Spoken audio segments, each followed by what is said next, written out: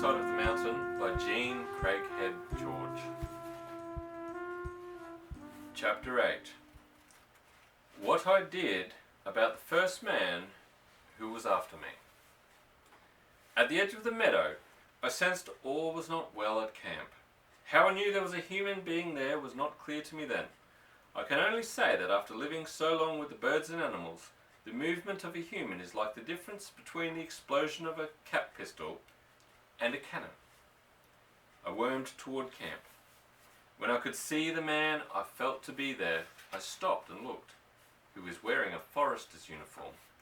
Immediately I thought they had sent someone out to bring me in, and I began to shake.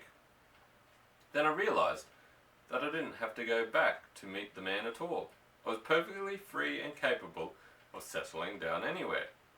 My tree was just a pleasant habit. I circled the meadow and went over to the gorge.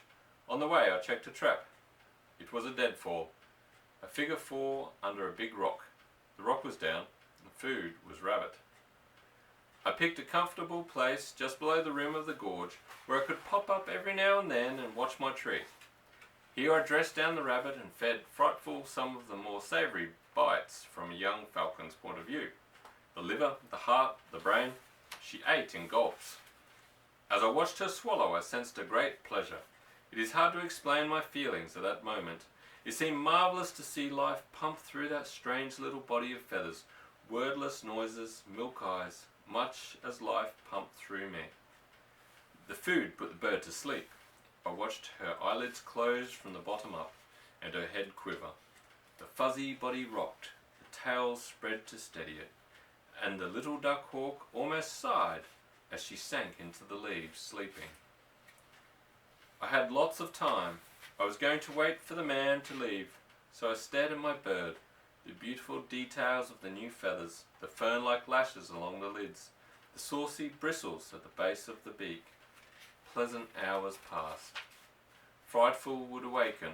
I would feed her, she would fall back to sleep, and I would watch the breath rock her body ever so slightly. I was breathing the same way, only not as fast. Her heart beat much faster than mine. She was designed to her bones for a swifter life. It finally occurred to me that I was very hungry. I stood up to see if the man were gone.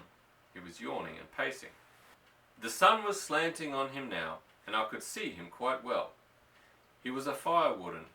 Of course, it has not rained, I told myself, for almost 3 weeks, and the fire planes have been circling the mountains and valleys, patrolling the mountains.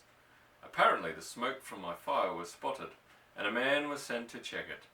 I recalled the bare trampled ground around the tree, the fireplace of rocks filled with ashes, the wood chips from the making of my bed, and resolved hereafter to keep my yard clean.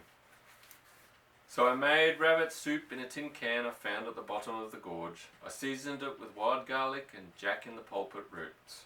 Jack-in-the-pulpits have 3 big leaves on a stalk and are easily recognized by the curly striped awning above a stiff, serious preacher named Jack.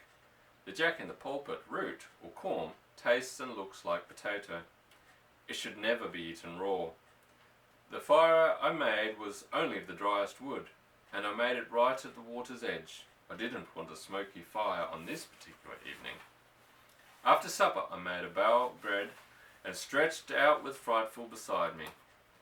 Apparently, the more you stroke and handle a falcon, the easier they are to train. I had all sorts of plans for hoods and jesses, as the straps on a falcon are called, and I soon forgot about the man.